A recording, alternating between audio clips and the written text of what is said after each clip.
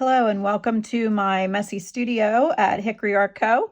I'm pretty overrun with Christmas scraps, so today I'm going to show you a little project that I've been working on to either sell at the place where I have a booth or to give as presents. This is using junk journaling scraps from when I just did the Christmas little golden book, the Rudolph one.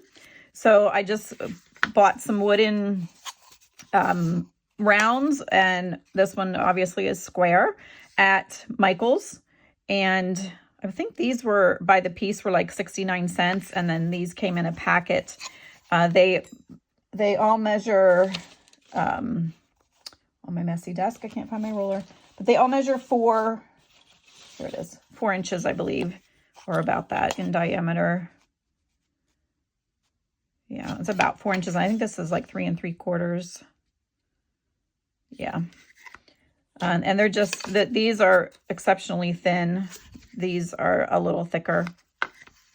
So I'm going to show you a couple of ideas. This one, I used a Christmas napkin that I had left over.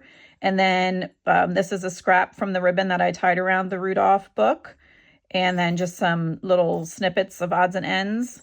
And on the back, then I used a rub-on or a sticker that I had. So, and then I just added a bell. And then this one was little scraps also. And then I had a couple of these guys. They actually came in a pack. I think they were at Michael's too. And they were very new looking. So I just took some of the distressed ink and went over it and made him look more aged. And then their eyes are not the greatest. So I took a Sharpie and just put the eyes back on there a little bit darker. And then I just was just stuff I had laying around and added a string. The back of this one, I just used this over it. And then I added a transfer Happy Holidays on there. Just a rub-on transfer. So we'll get started here, and I will show you 2 other ideas that I had using up some scraps that would make cute gifts, or if you have a craft show or someplace to sell them, you could also do that. The first thing that I do with them is take the distress ink and I go around the edges. Now these are already kind of dark, but I still go around here, and I also just come up onto the circle a little bit, just so that if your paper wouldn't happen to go the whole way to the edge, it's not going to be that obvious. So I'm going to do that, and I will be back with you in a minute. Okay, so I have that part done. If you do not want to use your distress inks for that, because I know they are on the expensive side, you could use acrylic paint. You could use some stain that you have left over from another project. Even shoe polish works. Like this, I think it's called Scuff Magic or something. Walmart has it. I use that sometimes to stain stuff. And then the other thing I forgot to mention is these did not come with holes poked in them. So I did have to drill a hole. The thicker one needed a drill. These smaller ones, I think you could probably put down, like if you have an awl, like a sturdy pokey tool that you use. If you would put that down and tap it with a hammer, I think it would just go through. You can always put a piece of tape on the back, so to try and keep your wood from splintering if you're doing it that way. So I completely put it across on the back just in case I decide not to cover the back.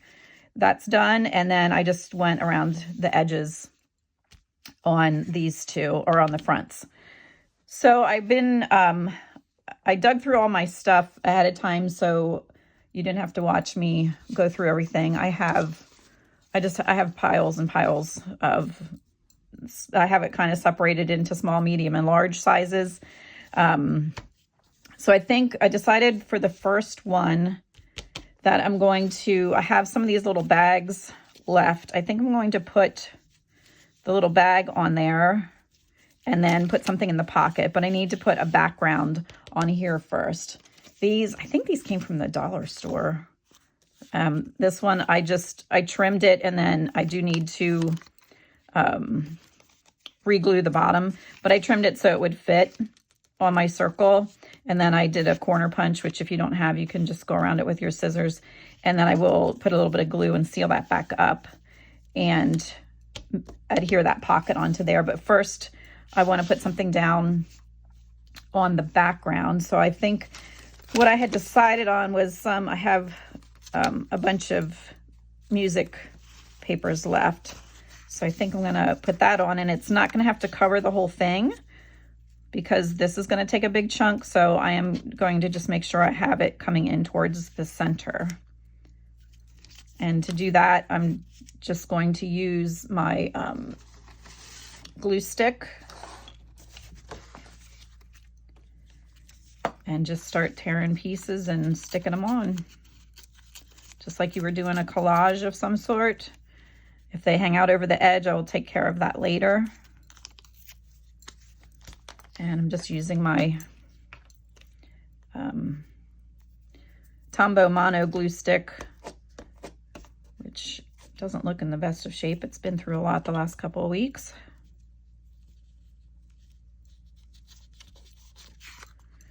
The other thing is, if you wanted, you could purposely bring things out to the edge and wrap them as you go. But I'm going to take them to the edge, and then if anything needs trimmed off, then I will do that later. Okay, so I'm going to go ahead and get this collaged around here, and we'll be back with you in a minute. So I got that all put on here. Like I said, I didn't really do the middle. Then what I did was I took, you can take a piece of sandpaper. I have these sandpaper sticks, and I didn't do the whole thing on camera because it makes an annoying noise, but I just went like this around the edge, working down away from the top part, and it just comes right off. So then at this point, if you want, you can take some Mod Podge over the top of it, if you want to make sure that it sticks down, or some like gel medium or something. I am not going to take the time to do that for this video, but I'm going to just run my glue stick along the edge here just to make sure everything is down. I do have a few scraps hanging on there yet.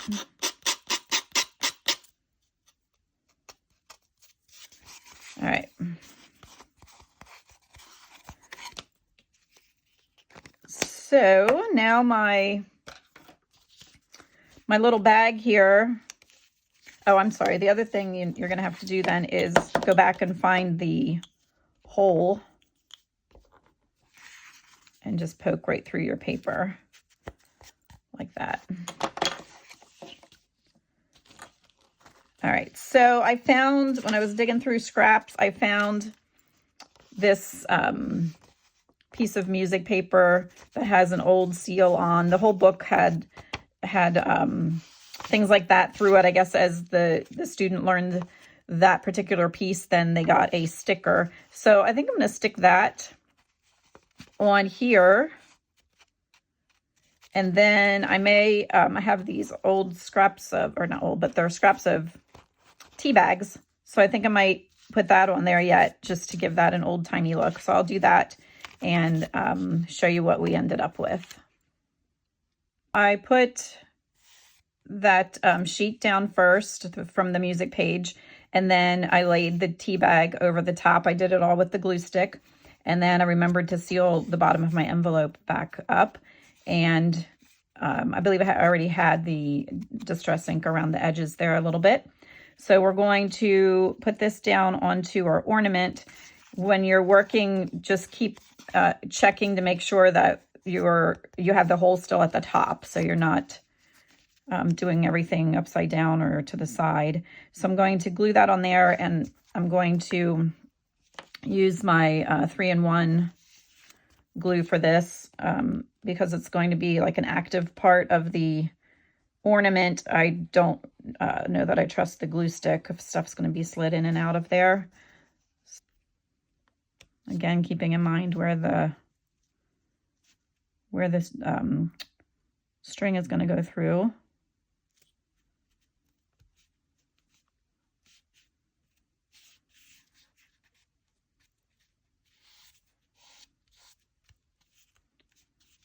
Okay, and then I had this little Merry Christmas tag. This is from my one Digi kit that's on my Ko-fi shop. I believe it's in with, I think it's in with the retro, no, I'm sorry, it's in with the Christmas doors.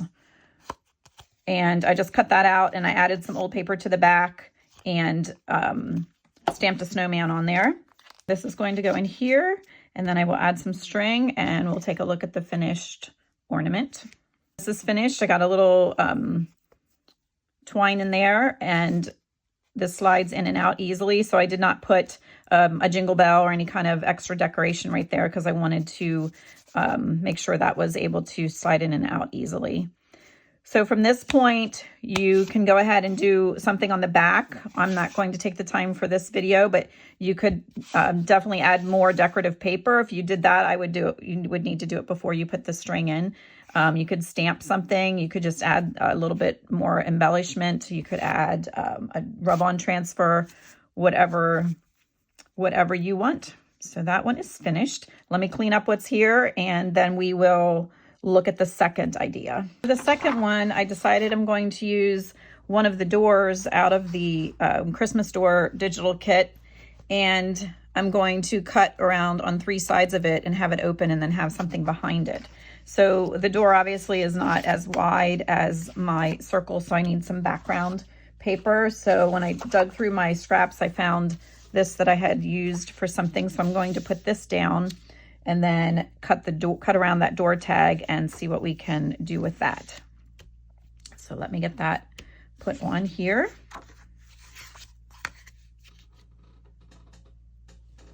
Sorry for my squeaky chair.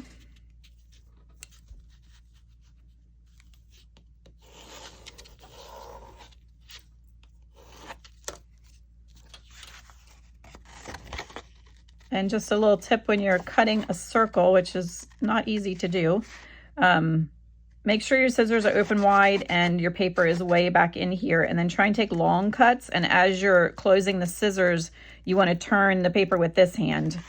You're not turning the scissors, you're turning the paper. That seems to help somewhat.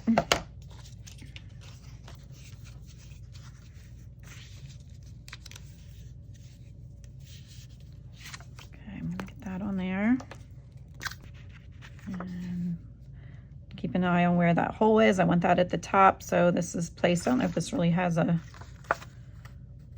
top and bottom. Kind of like it going that direction. Not a whole lot of it is going to show either.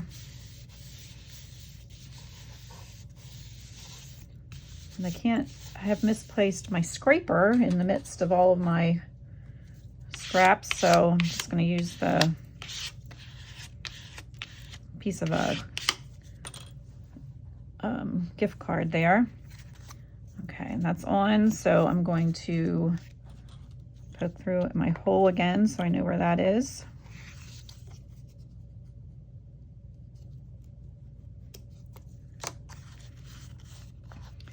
And then trim up the edges. If you didn't want to cut that initial circle either, you could just work from a square, glue it on, and then just cut around.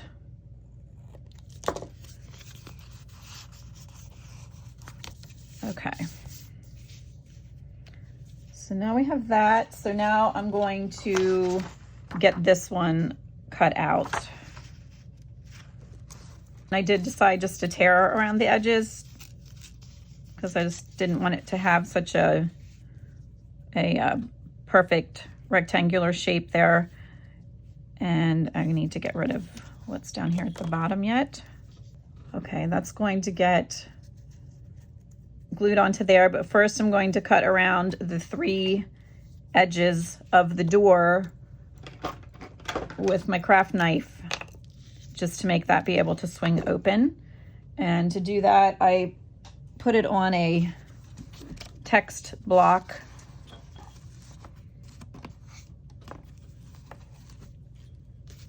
Let's get a fresh page here.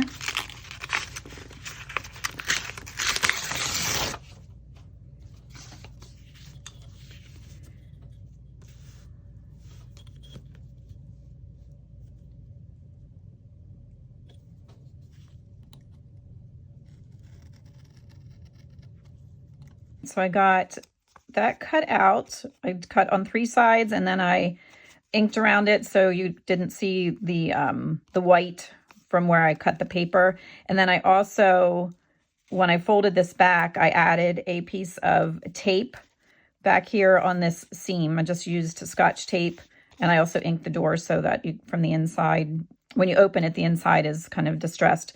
But I put a piece of tape here just to get that seam a little bit reinforced from if it's going to be opening and closed. All right, so now I need to come up with something that's going to go behind here.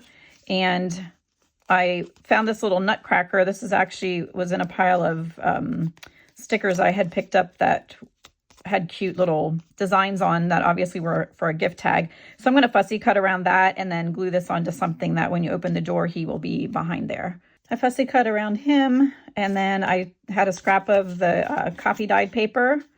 So I put him on, even though he was a sticker, I still put glue behind him. So now I'm going to get this onto here, and